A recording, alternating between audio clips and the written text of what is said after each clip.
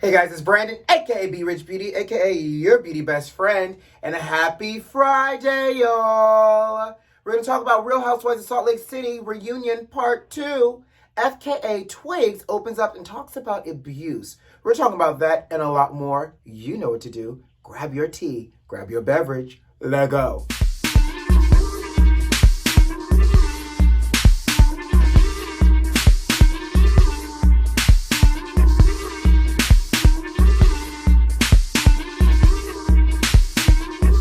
End of another week. It's Friday. Are you ready for Friday? Are you ready for the weekend? What are you doing this weekend? Tell me. I want to know. Are you relaxing? Are you going to be out and about? You know, it's interesting. The gift and the curse about living where people vacation here in Miami is that there's always someone in town. And I literally had three sets of people in town this week, and now I have 2 sets of people in town for this weekend. So I'll have to sprinkle a little bit of Brandon around this weekend while also getting some rest and getting back into the gym, child. I was doing good with my fitness, and being in Atlanta for as long as I was, kind of threw me off on a little fitness train. So, I got to get back in the gym, I got to get snatched again and continue on this fitness train, child.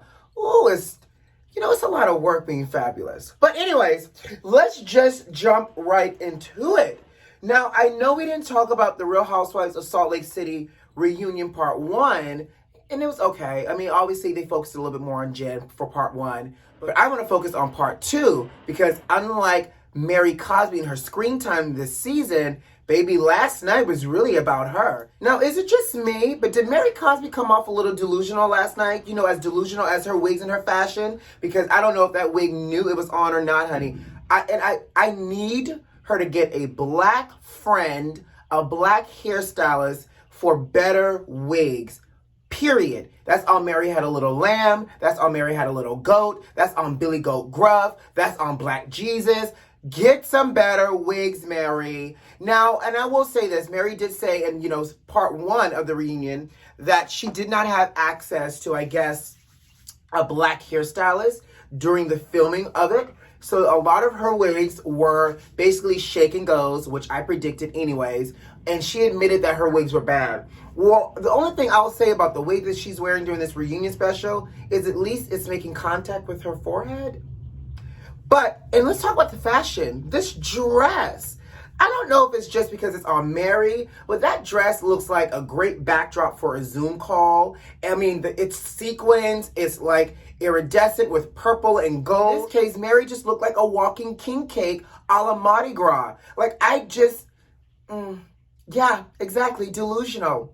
But let's jump right into it because Andy, and I was surprised, Andy kind of held Mary to the fire and called Mary out on a few things based off of her performance this season.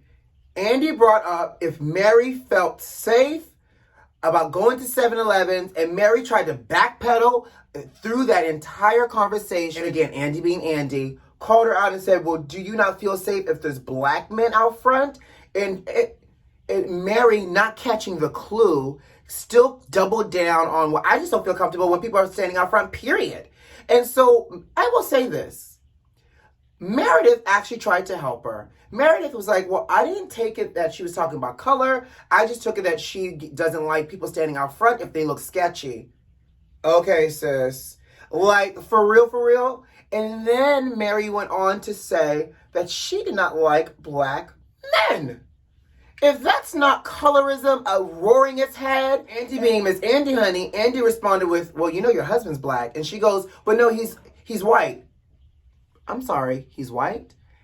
Your husband don't look like nan one of these other housewives' husbands on this show. So then Andy was like, well, is he biracial? She's like, no, he's light-skinned. So obviously it tells me not only is she delusional, but she literally gets tripped up over her words. Maybe she's a little confused. She doesn't like being in the hot seat. But what I thought was interesting is obviously she's like, I don't like black men. So obviously she's not talking about the black race. She doesn't like dark-skinned black men like Jen's husband possibly, like Sharif. She likes light-skinned black men that look like her because she's on the lighter scale of our black melanin rainbow scale. So one of the things I think if you're an outsider watching this and you don't understand how deep and how wide the breadth of our black is, and that and within our own community, we consider people light skin, medium skin, ebony, chocolate, almond, all those great adjectives to describe shades of our melanin. It can come across colorist and or just crazy to the average non-person of color consumer watching. So, and you can have your preference. And Andy was trying to lead that horse to water, talking about, oh, so you have a preference. And so she then doubled down, circled around, and gave a half-ass apology because she knew her congregation was going to ring her along with social media if she did not clear that up, because you cannot be nobody's first lady and the only black person on this all-white cast talking about you don't like black people. Whether you're talking about it romantically or not, she had to clear it up. I want to clear it up. I love my black community. I love my black culture. I think it's so rich. It's so diverse. Okay, Mary, girl, you're trying not to be canceled. And you're trying not to have whatever little bit of ties in that church dry up like the Sahara Desert, honey, or like that wig on your head. Now, moving on, let's talk about her relationship with the preacher. And just a little disclaimer, guys, you may hear a little buzzing. It's coming from above. They're doing apparently construction, maintenance, some drilling nonsense above me, so I apologize. Andy asked if she was in love with her husband, and she says, yes, I think I am. I'm so sorry. You think you are, sis? Okay. So then Andy responded with, you think you are? And her response was emotions, like teary-eyed, marriage is hard. He buys me Chanel. I love my husband. He buys me things. Girl, what kind of she by Sheree moment are you having over there? And for those that may not know this reference, the last reunion when Sheree was on it, and he said, well, Sheree, what is your clothing line about? Joggers. Well, when is it coming out? Spring, summer. Like, Mary had that whole, knee-jerk moment, and I'm like, sis, you think you love your husband because he buys you Chanel? You think you love your husband because he buys you designer things? And the shade is, good old Andy was like, are you guys still intimate? Now, any other time, I'd be like, Andy, that's a little bit personal. But honey, knowing that she's married to her step-grandfather and he's so much older than she is, I think that question was just nice and juicy. She says, we have not been physical in a few years and we sleep in separate bedrooms. Ooh. So basically, she's living his life and he's living hers. Now, my thing is, out of all of this madness, how is she somebody's first lady? I don't know if I could come to church and see this woman on television talking about she don't like black people. Her husband buys her Chanel. Andy called her out and said, people think your church is a cult. She talked about calling the congregation poor and try to clean that up. And then on top of that, Jen was like, they brought Jen back into it because they butted this season as well, especially about this whole I Smell Hospital. And she barely gave an apology about Jen and talking about, I should not have said it, but she said, I did smell hospital. And the shade is, Jen was like, I didn't even go to the hospital that day. Well, I smelled hospital.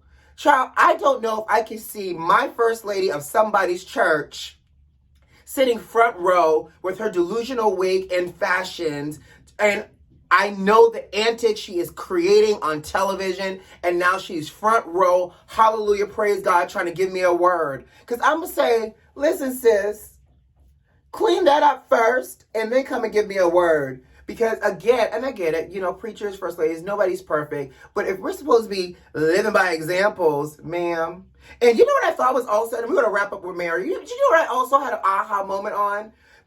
And let me grab my tea. Andy's asked about this whole, was it in the will for you to marry your step-grandfather from your grandmother? Like, how did this come about? And again, the story changed again and again and again from what we saw on the actual show this season. And so now it wasn't in the will, but because her grandmother was older than Robert, when they were married, she wanted, someone like one of her younger girls or her granddaughters to be able to marry Robert because she felt like the grandmother felt that she took Robert's youth away. So she wanted a younger person to be able to, I guess, replace that piece. Weird. But apparently the grandmother started giving, Mary control of the businesses and things like that. Well, so much so where obviously Mary's mom was upset, and that Mary's cousin, Charlinda, the one who cleans the house, well, guess what? Charlinda is Mary's aunt's daughter. So that makes Mary's aunt and Mary's mother sisters, right? Directly from the grandmother, following you here in this genealogy. So the mama, Mary's mama, who she doesn't talk to, and Mary's mama is the aunt. Well, Charlinda is Mary's cousin from that mama. Well, how about not only does Charlinda clean Mary's house, but the aunt does too? So you're telling me this grandmother left nothing to anybody else in terms of empire and or coinage, and Mary walked away like a bandit, you know, the kind that Robin Hood would steal from and give to the poor? So and Andy pushed back, was like, oh, so your cousin and your aunt cleans your house? And she's like, yeah, I don't trust anybody else to clean my house. She goes, you know, they clean my house. I pay their rent for their apartment. They have a little tiny apartment. I pay their rent. So you not only do you have all these homes, this big house in Salt Lake City, all these other homes in different states that you can't keep up with, but literally, guys, I got so wrapped up in this reunion, I forgot to even take the sip and to do my makeup. Okay, where were we? So not only does your aunt and your cousin that you said live in a tiny apartment, but you pay their rent. She goes, they clean my house, I pay their rent. They live in a tiny little apartment. How does that make sense? If you don't buy your aunt and your cousin that cleans your house a house, and the house doesn't have to be big as yours, but girl, you got all these businesses, a church, and making all this coinage, this delusional wigs and delusional fashions, you can't buy your aunt and your cousin a house? I just thought there's something wrong with that logic, and the way she said it just made me feel some kind of way. I want to know your thoughts because Mary's an interesting bird to me. I'll be interested to see if Mary gets a snowflake for next season. And I'll be interested to see if Mary even wants to come back next season once all this plays out. But baby, Mary Cosby, child, go with God. Anyways, let's move on. Are you guys familiar with FKA Twigs, the singer-songwriter? I am, only because of this story. I was not familiar with her, but she just did an interview with Gayle King, and she came out talking about her abusive relationship, emotionally and physically abusive relationship with actor Shia LaBeouf. Now, if you're not familiar, Shia LaBeouf has been in like Transformers and iRobot. You know, he's very nondescript to me. But she did an interview with Gayle talking about how she was in this relationship with him and he was very abusive. Now, what I appreciate about this, interview, and Gayle was also quite sensitive. Gayle says, I know the answer to this. I really don't want to ask the question, but, I'm going to ask the question, why didn't you leave? And I love FKA Twigs' response. Her response was, I'm not going to answer this question anymore because, in fact, the conversation should now be moving forward. No longer should it be asked to us why we didn't leave, but we should be asking the abuser, why are you holding them hostage? If that's not an Iyanla Vanzant moment, I don't know what is. And here's the other thing. Aren't we tired of asking people why they didn't leave? We realize that if people are in an abusive relationship, it really is not that easy to leave. If we haven't learned anything else, we should have taken a note from the incomparable movie, What's Love Got to Do with It? When Anime Bullet, Tina Turner, finally decided to run across that street from that hotel after she and Ike got into that fight, and she ran and stumbled into that Ramada Inn, and she asked to see the manager, and she told that manager, I'm Tina Turner. I have 36 cents in a mobile card, and I just need a room. And she got ready to take off that ring. Don't judge me, I know that scene.